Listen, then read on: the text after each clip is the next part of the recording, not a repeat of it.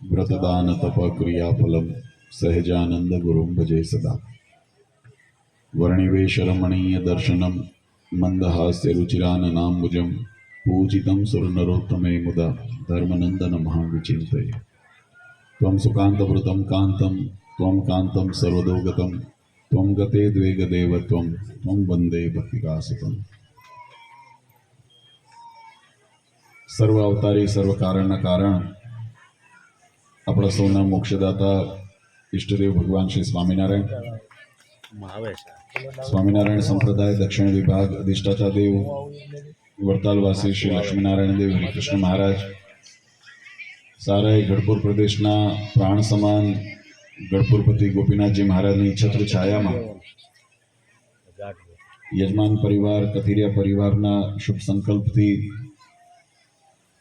ठवी मुकामे आयोजित श्रीमद भागवत ज्ञान पारायणना शुभ प्रसंगे सभा में उपस्थित धर्मकुल आश्रित वाला सर्वे अमारा संतो पार्षदों श्रीजीना लाडीला धर्मकुल आश्रित वाला सर्वे सत्संगी हरिभक्तों सर्व धर्म प्रेमी सज्जनों सर्व मोक्ष भागी जीवात्माओं दरेक भक्तजनों ने हमारा हृदयपूर्वक जय स्वामीनारायण। वाला भक्तों अपना भारतीय सनातन वैदिक धर्मना दर्शन शास्त्रोए जीवात्मा ने माटे बे प्रकारनी गति बतावी छे। एक गति जेने ऊर्ध्व गति कहे छे अने बीजी गति जेने अधोगति कहेवामां आवे छे। जीवनना यात्रानी अंदर जीवात्मा ज्यारे पोताना शुभ कर्म द्वारा भगवान अने भगवानना धाम प्रत्ये ज्यारे गति करवा माटे चलायमान थाय एटले के अग्रेसर थाय अने एमां एक एक पगथियुं एक एक डगलुं ज्यारे भगवानना नजीक जवा माटे अग्रेसर थयो होय त्यारे गतिने ऊर्ध्व गति कहेवामां आवे छे। अने ए जीवात्मा ज्यारे कोई कर्म बंधन ने कारणे ज्यारे पोताना मोक्षनी प्राप्ति अर्थात के भगवानना धामनी प्राप्ति थी कोई कारणसर वंचित थई जाए अने ए कर्म अनुसार ज्यारे कोई आ संसारनी अंदर लक-84 अंदर के नरक यातनानी अंदर ज्यारे एने गति करवी पड़े त्यारे एने अधोगति कहेवामां आवे छे।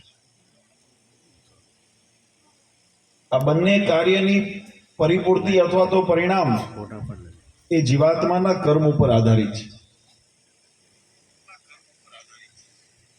આપણે જો સંક્ષિપ્તની અંદર વાત સમજવા પ્રયત્ન કરીએ તો ભગવાન કૃષ્ણચંદ્રએ ગીતાજીની અંદર એક બહુ સુંદર ઉપદેશ આપ્યો છે कि यदा यदा हि धर्मस्य ग्लानिर्भवति भारत अभ्युत्थानम धर्मस्य तदात्मानं सृजाम्यहम्। आ जीवात्माने ऊर्ध्व गति करावनारो मार्ग जे छे एने धर्म मार्ग कीधो छे, सत्संग मार्ग कीधो छे। अने ज्यारे ज्यारे आ धर्म मार्गनी ग्लानि थाय छे अर्थात के जीवात्माने ऊर्ध्व गति तरफ दिशा जे करवी ए दिशानी अंदर अनेक प्रकारना अवरोध अने विटमणाओ आवती होय मुश्केलीओ आवती होय त्यारे ए धर्म मार्ग ने निष्कंटक करवाने माटे भक्ति मार्ग ने निष्कंटक करवाने माटे सत्संगना मार्ग ने निष्कंटक करवाने माटे भगवान कहे छे अमे आ धरा पर रामकृष्ण आदि अवतार धारण करी मत्स्य कच्छ वरा आदि अवतार धारण करीने आ धरा पर आवता होईए छे। भगवान श्री हरिए पण वचनामृतनी अंदर आ सिद्धांत ने बहुत सुंदर रीते समझाव्यो। महाराज कहे कि अमे आ जीवात्माना कल्याणने अर्थे भगवान के अनंत सूर्य चंद्र दी दीप्यमान एवं जे परमात्मानुं अक्षरधाम त्यां भगवान सदा साकार द्विभुज दिव्य मूर्ति परमात्मानी बिराजे छे अने ए ज परमात्मा अनंत जीवात्माना कल्याणने अर्थे आ धरा उपर અવતરિત થઈને ભક્તોના કોડ પૂરા કરે છે, ભક્તોના ભાવ પૂરા કરે છે અને ભક્તોને ધર્મ સંસ્થાપનાર્થાય સંભવામી યુગે યુગે ધર્મની સંસ્થાપના કરે છે.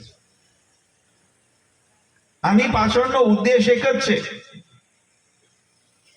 કે જ્યારે જીવાત્મા આ માયારૂપી ભ્રમણાની અંદર જ્યારે પોતાના મુખ્ય માર્ગથી એટલે કે પોતાના મોક્ષ માર્ગથી જ્યારે વિચલિત થયો હોય, પોતાના કલ્યાણની અંદર એને ઉણપ કોઈ રહી ગઈ હોય, તો એ કસરને ટાળીને એ જીવાત્માને અણિશુદ્ધ કરીને ભગવાન પોતાના ધામની પ્રાપ્તિ કરાવે. આ આપણો સનાતન વૈદિક દર્શન શાસ્ત્રોનો આપણો સિદ્ધાંત છે. ભગવાને બહુ સુંદર વાત કરી. આપણે આજે યજમાન પરિવારના સંકલ્પથી કથાનું સુંદર આયોજન કરીએ છીએ. આમ તો ભારતીય પરંપરા આપણી કથાની પરંપરા છે અને વચનામૃતની અંદર પણ મહારાજે કીધું કે સત્સંગ વગર, કથા વાર્તા વગર જીવનની અંદર રૂડા ગુણ આવતા નથી. તો ગુણની પ્રાપ્તિનો હેતુ કોઈ માધ્યમ હોય, સદગુણોની પ્રાપ્તિનો જો કોઈ માધ્યમ હોય તો એ ભગવાનની ચરિત્રો છે. ભાગવતજીની અંદર એનો બહુ સુંદર સારાંશ બતાવ્યો છે. ભગવાને આ ધરા ઉપર જ્યારે પદે અવતાર ધારણ કરીને લીલાઓ કરતા હોય ત્યારે પરમાત્માના યોગની અંદર જ્યારે જીવાત્માનો સમન્વય થાય કે પરમાત્માની સન્મુખ જ્યારે જીવાત્મા આવે ત્યારે ભગવાનના દર્શને કરીને, સ્પર્શે કરીને, ભગવાનની સંભાવનાએ કરીને, ભક્તિએ કરીને એ જીવાત્માનું સહેજે સહેજે કલ્યાણ થાય છે. પણ આ કલ્યાણની પ્રાપ્તિ કોણે થાય? જેને પોતાના સર્વસ્વને પરમાત્માને સમર્પિત કર્યું હોય, દેહાભિમાનનો ત્યાગ કરીને, નિર્દંભ થઈને, નિષ્કપટ થઈને, નિર્માની થઈને જ્યારે પરમાત્માનું શરણું સ્વીકારે ને ત્યારે જીવાત્માને એ સિદ્ધિની પ્રાપ્તિ. આમ તો સિદ્ધિના પણ બે પ્રકાર બતાવ્યા છે. ભગવાને વચનામૃતની અંદર પણ આ વાત લખી. મહારાજ કે મોક્ષ માર્ગની અંદર સિદ્ધિઓ આડી આવે કે ન આવે, આવો પ્રશ્ન છે. ત્યારે મહારાજ કીધું સિદ્ધિઓ આડી આવે. સિદ્ધિઓ એટલે એવું નથી કોઈ સામર્થ્ય. જો અલગ અલગ પ્રકારની સિદ્ધિ, જેની પાસે અતિ સંપત્તિ આવીને એની સિદ્ધિ છે, જેની પાસે કોઈ સત્તા આવીને એની સિદ્ધિ છે, જેની પાસે કોઈ હોશિયારી એટલો જ્ઞાન આવી ગયું ને એની સિદ્ધિ છે. અને વિવિધ પ્રકારે જ્યારે સિદ્ધિ પ્રાપ્ત થાય ને, તમે અન્ય વ્યવહારમાં જોયું હશે, જ્યારે કંઈ ન હોય ને જીવનમાં, આ એક સમજણ માટે, કોઈને વ્યક્તિગત વાત નથી પણ મર્મ સમજવાની વાત છે. જ્યારે જીવનમાં કંઈ ન હોય ને ત્યારે આપણે કેટલી માળા કરતા હોઈએ, કેટલું ભજન કરતા હોઈએ, મંદિરે રોજ 2-3 વખત આંટા મારતા હોઈએ, દર્શન કરવા પરમાત્માને જતા હોઈએ, વ્રત તપ આદિ કોઈ કેમ ફલાણું તપ કરવાથી આમ ફળ મળે છે તો આપણે તરત અડી કાઢીએ. કરો છો કે નથી? આ ગૃહસ્થ આશ્રમમાં આવું વધારે બનતું હોય. પણ જ્યારે ફળશ્રુતિ થઈ જાય, સિદ્ધિની પ્રાપ્તિ થઈ જાય, પછી એ જ વ્યક્તિ, એ જ પરમાત્માનું, એ જ મંદિર અને એ જ સત્સંગનો રંગ પણ ધીમે ધીમે એની અંદર ઓટ આવતી જાય છે, ઘટાડો થતો જાય છે. પહેલા દિવસમાં 2-3 વખત જતા હતા, પછી 2-3 દિવસે એકાદ વખત જાય, પછી તો 2-3 મહિને એકાદ વખત જાય, પછી તો વર્ષે દિવાળીએ અંકુટ દર્શન કરી આવે એટલે વર્ષ પૂરું આપણું થાય ને. દિવાળી તો દિવાળી. કેમ એવું થયું? ભગવાન બદલાણા? આપણો આત્મા બદલાણો? આપણને જ્ઞાન ઓછું થઈ ગયું? ના, એવું નથી. પણ માયાનો રંગ ચડ્યો.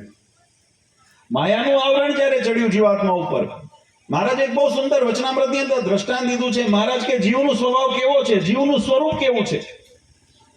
તો કે શાશ્વત છે, ચોખ્ખા દૂધ જેવું છે. પણ એને જ્યારે માયાનો અંશ જ્યારે અડે છે, એટલે મહારાજે એક બહુ નાનું દ્રષ્ટાંત આપ્યું. મહારાજ કે અરીસાની સામે જ્યારે ઊભા હોઈએ ને ત્યારે આપણને આપણી છબી દેખાય, પ્રતિબિંબ દેખાય. અને એ પ્રતિબિંબ કેવું દેખાય? તો કે કાચ કેટલો સાફ છે ને એના ઉપર આધાર છે. જો કાચ ઉપર રજ ચડી હોય તો તમને તમારું પ્રતિબિંબ એ ચોખ્ખું નથી દેખાતું. પણ એ કાચને સાફ કરીએ, એ રજને સાફ કરીએ અને પછી જ્યારે મુખ અંદર જોઈએ ત્યારે આપણને આપણું સ્પષ્ટ મુખ, આપણું અંદર ચહેરો દેખાય. એમ માયાનું જ્યાં સુધી રજ ચડેલી છે, માયાનું આવરણ ચડેલું છે, ત્યાં સુધી હૃદયની અંદર જે આત્મ ચૈતન્ય, જે સાત્વિકતા છે, એની જે સાતત્ય છે, એ સાતત્ય ત્યાં ધૂમિલ થઈ ગયું છે. ને એટલા માટે માયાના આવરણની અવરિત થઈને એ જીવાત્મા માયાના વિષયોની અંદર વધારે ઓતપોત થઈ છે. અને પછી મોક્ષ માર્ગથી ભટકે છે, અને પછી કર્મ અકર્મ એનો વિવેક પણ ચૂકે છે, ધર્મ અધર્મ એનો વિવેક ચૂકે છે. અને એટલા માટે મેં પહેલા જે શરૂઆત કરી એમાં વાત કરી કે ઉર્ધ્વ ગતિ તરફ આપણી ગતિ હોવી જોઈએ. આપણી દિશા કઈ પકડવાની છે? જીવાત્માને પરમાત્માના ધામની પ્રાપ્તિ થાય. યદ્ગત્વા નિવર્તન્તે તદ ધામમ પરમમ મમ. જે ધામે જઈને પછી પુનર્જન્મ મરણના ચક્રમાં ના આવવું પડે, એ ધામની પ્રાપ્તિ જીવાત્માનું મૂળ લક્ષ્ય છે. પરમાત્માનો રાજીપો જીવાત્માનું મૂળ લક્ષ્ય છે. પણ એને મૂકીને બાકી બધું આપણે જીવનમાં થતું હોય છે. અને એટલા માટે ભગવાન કે સંભવામી યુગે યુગે. જ્યારે જ્યારે આ ગ્લાનિ થાય, બાકી ધર્મની સ્થાપના એક વખત કરી, ધર્મ ખતમ નથી થતો. એક વસ્તુ સમજો, ધર્મનું સ્વરૂપ, કારણ કે તમારા મારા અવલંબને કરીને ધર્મ નથી.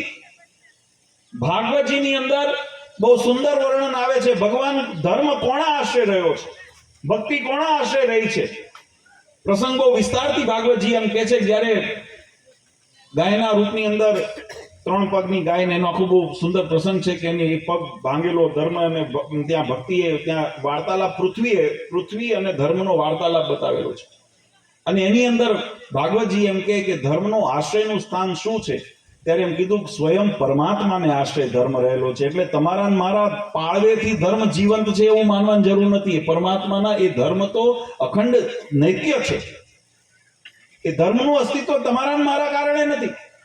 પણ આપણા જીવનની અંદર ધર્મ જો હોય તો આપણા જીવનની અંદર શું પરિણામ આવે? તો વેદ એમ કે ધર્મો રક્ષેતી રક્ષત. આપણા જીવનની અંદર આપણે જો ધર્મની રક્ષા કરી તો ધર્મ આપણી રક્ષા કરે. ને કોના થકી રક્ષા કરે? જે પરમાત્માએ કીધું ને, સંભવાની, પ્રગટ થવાનું કારણ ધર્મ સંસ્થાપનાય પરિત્રાણાય સાધુનામ વિનાશાય ચ દુષ્કૃતામ. આ બધું મહારાજને કરવું પડે છે. ભગવાન એક વખત ધર્મ સ્થાપન કરીને ગયા, એનું નિરૂપણ કરીને ગયા, એનું પ્રસ્થાપન કરીને ગયા. પણ પછી જીવાત્મા જેમ જેમ પાછો માયાના યોગમાં જતો ગયો, એમ ધર્મથી વંચિત થતો ગયો. અને એટલે પુનઃજાગૃત કરવાને માટે દરેક યુગની અંદર પરમાત્મા ધરા ઉપર પધારતા હોય છે. આપણે ભાગ્યશાળી છીએ કે કળિયુગ જેવા કળિયુગની અંદર આ જીવાત્માને મોક્ષ માર્ગથી વંચિત ન રહી જાય, ભગવાનના રાજીપાથી જીવાત્મા વંચિત ન રહી જાય. એટલે ધર્મનું સંસ્થાપન કરવાને માટે ભગવાન શ્રીહરિ સ્વયં આ ધરા ઉપર પધાર્યા. ષડંગી સંપ્રદાયના માધ્યમથી ભગવાને ઉપાસના અને ભક્તિનો માર્ગ પ્રસ્થાપિત કર્યો છે. આ ભાગવતજીનું શરણ, સત્સંગી જીવનનું શરણ, શાસ્ત્રોનું શરણ એટલે આવશ્યક છે. ભગવાન ધરા ઉપર પધારતા હોય છે. એમના યુગની અંદર જે જીવાત્માને પરમાત્માનો સમાગમ થયો, યોગ થયો, એને પોતાના સ્વરૂપનું જ્ઞાન આપીને, સ્વરૂપ નિષ્ઠા કરાવીને એ જીવાત્માને મોક્ષના અધિકારી બનાવ્યા છે. પણ વળતો ભગવાનને વિચાર થયો કે કદાચ અમે, કારણ કે પ્રકૃતિના ધર્મ એ પરમાત્મા સ્વયં પણ સ્વીકારતા હોય છે. સ્વતંત્ર હોવા છતાં પણ પરમાત્મા એ પોતે આ પ્રકૃતિના નિયમનું પાલન કરે છે. અને એટલે જેનું સર્જન છે એને આ સંસારમાંથી વિદાય પણ લેવાની છે. અને એ ન્યાયે પરમાત્માએ પણ જે અવતાર ધારણ કર્યા, એ અવતારને, અવતાર કાર્ય સમાપ્ત કર્યા પછી ભગવાન પોતાના સ્વધામની અંદર સ્વતંત્ર ગમન કરેલું છે. પણ એ ગમન કર્યા પછી જ્યારે પ્રત્યક્ષ જીવાત્માને ભગવાનનું સાનિધ્ય ન હોય, ત્યારે જીવાત્માનું રક્ષણ કોણ કરે? કારણ કે કીધું ને, પરિત્રાણાય સાધુનામ વિનાશાય ચ દુષ્કૃતામ. સંભવામી યુગે યુગે. યુગની અંદર આવ્યા ભગવાન અને આવીને જીવાત્માનું રક્ષણ કર્યું. પણ પછી જ્યારે ભગવાન અંતર્ધ્યાન થઈ ગયા હોય પછી, ત્યારે ભાગવતજીનું મહાત્મ ભાગ એમ કે, સત્સંગી જીવનની અંદર ભગવાન શ્રીહરિ એમ કે, શિક્ષાપત્રીની અંદર ભગવાન સ્વામિનારાયણ એમ કે અમે આ સંસારમાંથી માત્ર સ્વરૂપનો બદલાવો કર્યો છે. આ વાત સમજવા જેવી છે. ભગવાન સત્સંગને કે ભક્તોને મૂકીને જતા નથી, પણ રૂપ પરિવર્તન કરે છે. કેવી રીતે? મહારાજ કે અમે જ્યારે અંતર ધ્યાન લીલા જ્યારે કરીએ, અથવા તો પરમાત્માના જે અવતાર સ્વરૂપો જ્યારે પોતાની અંતર ધ્યાન લીલા કરે, ત્યાર પછી એ પરમાત્માનું જે તત્વ છે, પરમ તત્વ છે, એ પરમ તત્વ ભગવાને કીધું અમારા પધરાવેલા દેવોની અંદર અખંડ સ્થાપિત થયેલું છે. ભગવાનની મૂર્તિની અંદર એ પરમ તત્વ અખંડ બિરાજે છે. ને એટલે આપણે એ પાષાણ ધાતુ કે ચિત્રનો ભાવ એની અંદર નથી જોતા. આપણને પ્રત્યક્ષ પરમાત્માનું સ્વરૂપ દેખાય. આપણને ગોપીનાથજી મહારાજના સ્વરૂપની અંદર પ્રત્યક્ષ પૂર્ણ પુરુષોત્તમ ભગવાનના દર્શન થાય. અને બીજું પરમાત્માએ કીધું આ મૂર્તિ સ્વરૂપ થયું, વર્ચા સ્વરૂપ થયું. જ્યાં જીવાત્મા દર્શન કરી શકે, જ્યાં જીવાત્મા પોતાનો ભાવ વ્યક્ત કરી શકે, જ્યાં જીવાત્મા પોતાના ભાવ કરીને કોઈને થાળ કરવો હોય, કોઈને વસ્ત્ર અલંકાર ધરાવવા હોય, કોઈને પરમાત્માની સેવા શુશ્રૂષા કરવી હોય, તો એના માટે આ ચિત્ર ભાવ, મૂર્તિ ભાવ પરમાત્માએ ધારણ કર્યો. અને બીજો પરમાત્માએ આ વાંગમય સ્વરૂપનો સ્વરૂપ ધારણ કર્યું. ભાગવતજીની અંદર એમ કે પ્રભાસની અંદર જ્યારે ભગવાન ઉદ્ધવજીને બોલાવીને જ્યારે પોતાના અંતિમ ઉપદેશ આપી રહ્યા છે, કૃષ્ણ પરમાત્માએ કીધું ત્યારે ઉદ્ધવજીએ ભગવાનને વિનંતી કરી છે. ભગવાનને કીધું, ભગવાન આપ જેવું તત્વ આ ધરા ઉપર આવ્યું અને આપના યોગની અંદર આ હજારો સંસારના ભક્તો અમાયિક જીવો તમારા યોગમાં આવ્યા છે અને આ બધા જીવને તમારી સાથે લગ્ની લાગી છે, તમારી સાથે પ્રીતિ બંધાણી છે. આ ધરાની અંદર જીવાત્માનું રક્ષણ કરવા જો કોઈ સક્ષમ હોય ને, હવે તો કળિયુગ આવે છે, કારણ કે પરમાત્માનો અવતાર પૂર્ણ થયો, કૃષ્ણ અવતાર પૂર્ણ થયો ને કળિયુગનું આગમન થયું છે એવું ભાગવતજી કહે છે. ત્યારે કે હવે કળિયુગ આવી રહ્યો છે અને કળિયુગ આવવાની અંદર, કળિયુગની અંદર તો ધર્મવાન પણ અધર્મને આચરણ કરતો થયો હોય અને એની અંદર એના યોગની અંદર કોઈ ધર્મવાન પુરુષ આવે અને એ પણ પોતાના ધર્મ માર્ગથી જ્યારે વંચિત થાય તો એની રક્ષા કોણ કરશે? આપ જો સંસાર છોડીને વિદાય લઈ લેશો તો આ ભક્તોને આશ્રયનું સ્થાન ક્યાં રહેશે? આ ભક્તો કોના આશ્રયમાં રહેશે? એનું રક્ષણ કોણ કરશે? આવો ઉદ્ધવજીએ ભગવાન કૃષ્ણને પ્રશ્ન કર્યો છે. ત્યારે ભગવાન કૃષ્ણચંદ્રએ ખૂબ સુંદર એનો ઉત્તર કરતા કીધું કે, હે ઉદ્ધવ, તમે એમ ન માનો કે તમને જેટલી ચિંતા છે એવી મને મારા ભક્તોની ચિંતા નથી, મને મારા બાળકોની ચિંતા છે. જેટલું તમે આને માટે ચિંતિત છો એટલો હું પણ એટલો ચિંતિત છું, પણ એ ચિંતાને માટે હું પ્રકૃતિના નિયમ ન તોડી શકું, પણ હું એટલું ચોક્કસ કરીશ કે હું આ ભક્તોને મૂકીને, આ સત્સંગને મૂકીને ક્યાંય જઈશ નહીં. અને આ જ શબ્દો ભગવાન સ્વામિનારાયણે ગઢપુરની સભાની અંદર કીધા છે.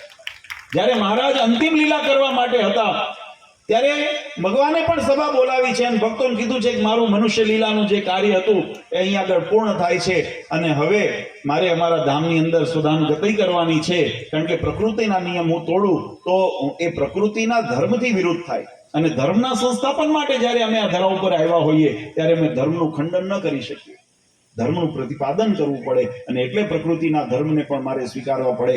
અને એટલે ભગવાન કીધું. પણ ત્યારે ભક્તોએ કીધું, મુક્તાનંદ સ્વામી, બ્રહ્માનંદ સ્વામી, ગોપાળાનંદ સ્વામી, દાદા ખાચર, પર્વતભાઈ, જીણાભાઈ જેવા અનેક ભક્તો ભગવાનની સન્મુખ હતા અને મહારાજને કીધું, મહારાજ તમારા વિયોગમાં અમે કેમ રહી શકશું? તમારા અમે એટલી લગ્ની લાગી છે, એટલી તમારું વ્યસન અમને થયું છે. અને આપણા કથાઓની અંદર આવે કે સંતોને ભગવાનના સ્વરૂપના દર્શન ન થાય તો એમના રૂવાડે લોહીના ટસિયા ઉઠી નીકળતા, એટલી વેદના થતી, એટલા વ્યાકુળ થઈ જતા. આટલું ભગવાનની અંદર ઓતપ્રોતતા હતી. એ મૂર્તિની અંદર, એ ભગવાનના સ્વરૂપની અંદર આટલો ભાવ પ્રેરાઈ ગયો હતો. અને એ પરમાત્માને જેમ કૃષ્ણ ભગવાનને માટે ઉદ્ધવજીએ કીધું કે આ ભક્તોને તમે નિરાધાર કરીને, અનાથ કરીને જાઓ છો, આ ભક્તોનું રક્ષણ કોણ કરશે? ભગવાન સ્વામિનારાયણે પણ સંતોએ કીધું, મહારાજ અમારું રક્ષણ કોણ કરશે? ત્યારે ભગવાન કૃષ્ણચંદ્રએ પણ ઉત્તર કર્યો, ભગવાન સ્વામિનારાયણે પણ ઉત્તર કર્યો. એમને કીધું કે અમે આ સત્સંગ અને અમારા ભક્તોને મૂકીને ક્યાંય જતા નથી, અમે હંમેશા તમારી વચ્ચે રહ્યા છીએ. અને કેવા સ્વરૂપે રહ્યા છે? માત્ર રૂપ પરિવર્તન કર્યું. મહારાજ કે આ ગોપીનાથજી મહારાજના સ્વરૂપની અંદર અમે અખંડ બિરાજીએ છીએ, આ શિક્ષાપત્રીના સ્વરૂપની અંદર અમે અખંડ બિરાજીએ છીએ અને અમારા આચાર્ય જે અમે સ્થાપન કર્યા છે એના સ્વરૂપની અંદર અમે અખંડ બિરાજીએ છીએ. અમે તમને મૂકીને જતા નથી, રૂપ પરિવર્તન કર્યું. શ્રીમદ ભાગવતજી એમ કે ઉદ્ધવજીના પ્રશ્નનો ઉત્તર આપતા ભગવાન શ્રી કૃષ્ણચંદ્ર એમ કીધું કે હે ઉદ્ધવ, તમે એમ ચિંતા મૂંઝાશો નહીં કે મારા ભક્તોનું રક્ષણ કોણ કરશે, એનું પાલન કોણ કરશે, એનું કોણ સંરક્ષણ કરશે. અમે અહીં આગળ અમારો રૂપનું પરિવર્તન કર્યું. ત્યારે કીધું ભગવાન કૃષ્ણચંદ્રે પોતાનું સમગ્ર જે ઐશ્વર્ય અને શક્તિ અને પોતાનું જે સામર્થ્ય હતી એ સહિત પોતે દિવ્ય રૂપ થઈ અને ભાગવતજીની અંદર પ્રવેશ કર્યો છે. અને ભગવાને વરદાન આપ્યું છે કે કળિયુગની અંદર જે જીવાત્મા ભાગવતજીને શરણે થશે એને પ્રત્યક્ષ પરમાત્મા કૃષ્ણચંદ્રના શરણનું પુણ્ય પ્રાપ્ત થાય. ભગવાન સ્વામિનારાયણે પણ એ વાત કરી, વચનામૃતની અંદર આ વાત લખી કે અમારા પધરાવેલા દેવો એને આશ્રયમાં કોઈ રહેશે, અમારું જે શિક્ષાપત્રી એને જે અનુસરીને રહેશે, એની આજ્ઞામાં રહેશે, અમારા આચાર્યોને એના વંશના જે શરણ આચાર્ય થનારા એના જે શરણની અંદર રહેશે, એને મહારાજ કે અમારા ધામની પ્રાપ્તિ થશે, એમાં કોઈ નિર્ણય નથી. આજે એ પ્રાપ્તિના, એ ધર્મના ન્યાય આપણી ભારતીય દર્શન શાસ્ત્રોની પરંપરા છે. હું પાછા પુનઃ આપણા કાર્ય ઉપર આવું કે જીવાત્માની ગતિ એના કર્મ ઉપર આધારિત છે અને એ કર્મની અંદર જો જાગૃત થઈને જીવાત્માએ પોતાના જીવન કાર્યની અંદર જો સત્કર્મ કરી લીધા હોય, ભગવાનની ભક્તિ કરી લીધી હોય, પુણ્ય કરી લીધા હોય તો જીવાત્મા માટે ભગવાનનું ધામ મારા જનને અંતકાળે જરૂર મારે આવવું, બિરુદ મારું બદલે નહીં સર્વજનને જણાવું. મહારાજનું બિરુદ છે કે પોતાના ભક્તને એ પોતાના ધામને તેડવાને માટે પ્રથમના વચનામૃતમાં પણ મહારાજ કીધું કે યોગ સમાધિ વાળા એને પ્રત્યક્ષ જોવે છે, કોઈને વિમાનમાં, કોઈને ગરુડ ઉપર, કોઈને હાથી ઉપર, જેવી જેની ભાવના એને ભગવાન પોતાના ધામમાં લઈ જાય છે, પણ કોઈ કર્મ સંજોગે કરીને. કદાચ અજ્ઞાનતાવશ સંગદોષે કરીને જીવાત્માની અંદર કદાચ એ શ્રદ્ધાની કોઈ અથવા તો સમજણની કોઈ કમી હોય એના કારણે કાર્યની અંદર કર્મ કરવામાં ત્રુટી રહી ગઈ હોય. પાછળથી તો સમજાણું કે હવે આ જીવાત્માની ગતિ બદલાણી, પણ એ વખતે ઘણું મોડું થઈ ગયું એટલે કે દેહ ત્યાગ થઈ ગયો. કારણ કે સાધન વગર કર્મ ક્યાંથી કરવું? આપણા શાસ્ત્રોએ શરીરને સાધન બતાવ્યું છે. જો 3 વસ્તુનું અનુસંધાન કરવું પડે: સાધન, સાધના અને સાધ્ય. આ શરીર છે ને એ સાધન છે. આ શરીરનો સદુપયોગ જે છે, ભગવાનનું ભજન કરીએ છીએ, દર્શન કરીએ છીએ, એ સાધના છે. અને જે પરમાત્માની પ્રાપ્તિ થાય ને એ સિદ્ધિ છે. આ ત્રણેયનું અનુસંધાન સમન્વય થાય ને એ એકરૂપતા થાય ત્યારે જીવાત્માનો જન્મ સફળ થાય, ત્યારે એનું કાર્ય સફળ થાય. જો સાધનની અંદર કમી રહી ગઈ હોય, સાધન તમને હળ લાગવું ન હોય ને કે ખેડ કરવાની છે કેમ કરી શકો? બધા ખેડૂત વર્ગને ખબર હોય કે ખેડ કરવી હોય તો હળ લાકડું તો જોઈએ ને. આજે હળ વગર એ સાધન છે, અને હળ લાકડું ઘરે પડ્યું રહે ને તમે ખેતરમાં ન જાઓ તો કેમ ખેતી થાય? થાય. સાધન છે પણ સાધના નથી. ખેતી કરો છો ને, મહેનત કરો છો, એ સાધના છે. અને એ જ્યારે કર્યા પછી જ્યારે સરસ મજાની મોલાદ તૈયાર થાય અને એ મોલાદ જ્યારે લણવા જઈએ ને ત્યારે એને સિદ્ધિ કીધી છે. એમ જીવનની અંદર પણ ભગવાનના ધામની પ્રાપ્તિ, ઉર્ધ્વ ગતિની પ્રાપ્તિ એ જીવાત્માનું મૂળ લક્ષ્ય છે. પણ એના માટેના જેનું અનુસંધાન 3 વસ્તુનું જોઈએ: સાધન, સાધના અને ત્યાર પછી એની સિદ્ધિની પ્રાપ્તિ થાય. અને એ સાધન કરવાનું જે મુખ્ય જે સાધન હોય ને તો આ શરીર છે. ધર્મ, અર્થ, કામ, મોક્ષ ચારે પુરુષાર્થની સિદ્ધિ પ્રાપ્ત થાય, પણ એના માટે શરીર ખલું સાધન. શરીર મળ્યું છે તો તમે કામ કરી શકશો. હવે આપણને પ્રશ્ન એ થાય કે જીવતા જાગૃત તો થઈ ગયા, આમ એટલા ભાગવતજીમાં કીધું કે યા નિશા સર્વભૂતાની તત્સ્યામ જાગૃતિ સંયમ. જ્યારે જગત આખું મોહ માયાના વિષય વાસનાની અંદર લોલુપ્ત હોય ને ત્યારે પોતાના મોક્ષની ઈચ્છા રાખનાર જીવાત્મા એ ભગવાનની ભક્તિ કરીને પોતાના કલ્યાણનું સાધન કરી લે. આપણે સાધન કર્યું, આપણને સાધન નામ આપણે સત્સંગ મળ્યો એનું મોટું સાધન છે. આ મંદિર મળ્યા, હમણાં સંતોએ ટકોર કરી આપણા જીવનની અંદર રહેલા કોઈ દુર્ગુણો હોય, કોઈ વ્યસન હોય અથવા કોઈ કુટેવો હોય, એનો ત્યાગ કરીને ભગવાનને મંદિરે જવાનો નિયમ લઈએ, પૂજા કરવાનો નિયમ લઈએ, ભગવાનની માળા કરવાનો નિયમ લઈએ. આ છતે દેહે મોક્ષનું ભાતું બાંધીએ છીએ. આ વસ્તુ સમજજો. આ જાગૃત થશો તો આ કાર્ય થશે. જો આમાં કોઈ ગાફલત રહી ગઈ તો બીજો રસ્તો શું થાય કે જીવાત્માનું શરીર તો છે તો મર્યાદા પ્રમાણે આયુષ્ય પૂર્ણ થશે. આ કળિયુગ ચાલે છે ને, કળિયુગનું હજુ પ્રથમ ચરણ છે ને એટલે 100 વર્ષ લખાણા છે. કળિયુગના બીજા ચરણમાં તો 75 ને 50 ને છેલ્લા ચરણમાં તો 12 વર્ષ જ લખ્યા છે. આ 12 વર્ષમાં પૂરું થઈ જશે. હજુ જન્મ્યા નથી, 12 વર્ષના થયા નથી, ત્યાં તો અચ્યુતમ કેશવમ. એમાં ક્યાં તમે મોક્ષનું સાધન કરશો? એટલે કહું છું કે અત્યારે જે ઘડી અપઘડી જે આપણને પ્રાપ્ત થઈ છે, આ ઘડીનું મૂલ્ય સમજજો. આ તક આપણને જે મળી છે, અને આમાંય વિશેષ કરીને આ બહુ સુંદર એક પ્રશ્ન, આ ઘણી વખત મેં કીધું ને, આપણને સાધન મળે પછી વિષયની અંદર અથવા તો સિદ્ધિની અંદર માણસને જ્યારે દેહાભિમાન ગુમાન થાય ને, એક બહુ સુંદર પ્રસંગ છે. હું બહુ સંક્ષિપ્તની અંદર કહું. મહારાજ જ્યારે રામાનંદ સ્વામીએ ભગવાન સ્વામિનારાયણને ગાદી સોંપી પછી રામાનંદ સ્વામીને ભગવાને સ્વધામ ગમન કરાવ્યું અને મહારાજ પોતે સત્સંગની અંદર વિચરણ કરતા હતા. અને એમાં મહારાજ માંગરોળની અંદર રોકાણ હતા. વસંત ઋતુ હતી અને વસંત ઋતુ પર્યંત મહારાજ એમાં રોકાણા. ત્યાં એક રામાનંદ સ્વામીના એક પટ શિષ્ય હતા, મેઘજીત કરીને, મણિક ભગત હતા. અને સિદ્ધિ એટલી કરેલી ભગવાનની કૃપાથી, રામાનંદ સ્વામીના માર્ગદર્શન નીચે, એમના આશીર્વાદથી, કે પોતે અષ્ટાંગ યોગ સિદ્ધ કરેલા, આત્મનિષ્ઠાને સિદ્ધિ કરેલી હતી. અને પોતે આધાર રંધ્રથી લઈને બ્રહ્મરંધ્ર સુધી પોતાના શરીરની અંદર યોગ નિષ્ઠ હતા. એટલે બધી રીતે અંદર ગતિ કરી શકતા, બહુ સમૃદ્ધિ હતા. પણ એને અભિમાન બહુ હતું કે હું રામાનંદ સ્વામીનો ચીલો ને આટલી મોટી સિદ્ધિ વાળો છું. અને એ સિદ્ધિને કરીને શું કરે, એ મુક્તાનંદ સ્વામી જેવા વડીલ સંતો હોય ને એની આમન્યા ન રાખે, એની આજ્ઞાની અવગણના કરે. એટલું નહીં, ભગવાન સ્વામિનારાયણની આજ્ઞાનું અવગણના કરે. સિદ્ધિ આડી આવે ને, અહંકાર જ્યારે જીવનની અંદર આવે ને, મોક્ષ માર્ગમાં વિઘ્ન કેમ બને, આ એનું તમને દ્રષ્ટાંત બતાવું છું. આ સિદ્ધિઓ ભગવાનની કૃપાથી પ્રાપ્ત થઈ છે. પણ એ સિદ્ધિ પ્રાપ્ત થયા પછી એને અહંકારની અંદર પરિણમી, એને પોતાની સિદ્ધિ ઉપર ગુમાન આવ્યું. કોઈને પોતાની સંપત્તિ ઉપર ગુમાન હોય, કોઈને પોતાની સત્તા ઉપર ગુમાન હોય, કોઈને પોતાની વિદ્વત્તા ઉપર ગુમાન હોય. અને જ્યારે આવું ગુમાન જ્યારે થાય છે, દેહાભિમાન, કોઈને પોતાની શક્તિ ઉપર જ્યારે ગુમાન હોય, અને આ બધું જ્યારે ગુમાન આવે ને, મેં જોયા છે એવા જીવનની અંદર ઘણા વ્યક્તિઓ કે જ્યારે ન હતા ત્યારે નિષ્ઠાની વાતો કરે, જરા સત્તા ઉપર આવે ને એટલે કે અમારે બધે જવું પડે. નિષ્ઠાની વાત કરનારા પછી અમારે બધા હરખા થવા માંડે. થાય છે કે નથી? મોટા થાય અને શું તમે વ્યવહારમાં તમે કરતા હશો, ખોટું હોય કહેજો મને.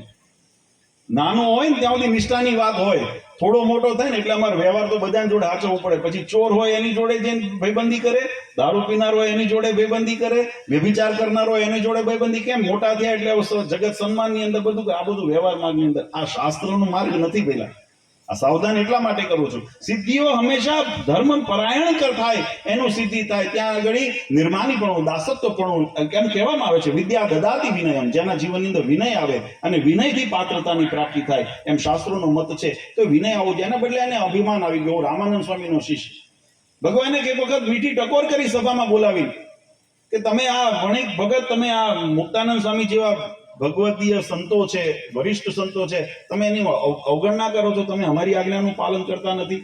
એટલે ઓલો અહંકારમાં શું કે તમે તો કાલ સવારે હમણાં રામાનંદ સ્વામી પાસે આવ્યા, મેં તો આખી જિંદગી રામાનંદ સ્વામી છીએ, તમારી આયુ અને તમારું સિદ્ધિ જોતા મારી પાસે એનાથી અધિક સિદ્ધિ છે, હું તમારી આજ્ઞામાં ન રહું, એવું એને અહંકાર થયો.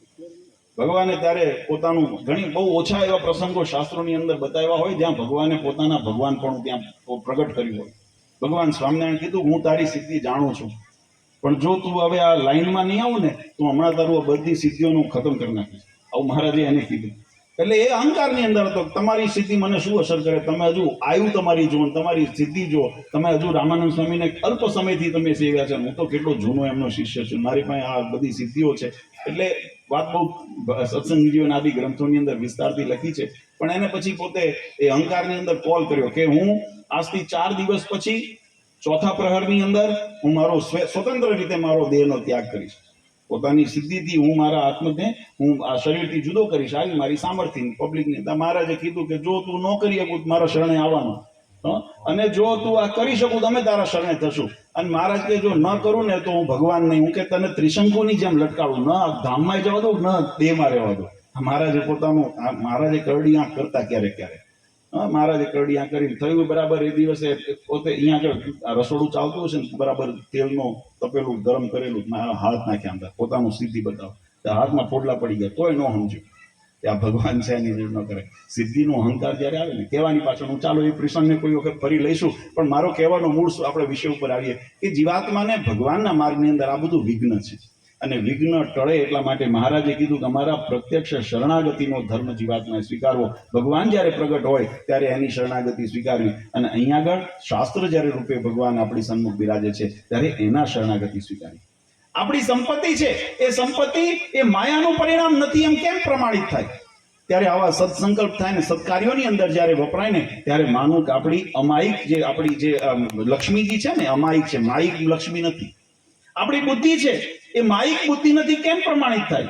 જ્યારે સત્સંકલ્પ જીવાત્મી માને થાય ત્યારે માનું હવે આપણી બુદ્ધિ છે ને માયિક નથી રહી. બાકી માયાના વ્યવહારના સંકલ્પો તો હજારો દિવસમાં થતા હોય, ઘાટ કેટલા નથી થતા?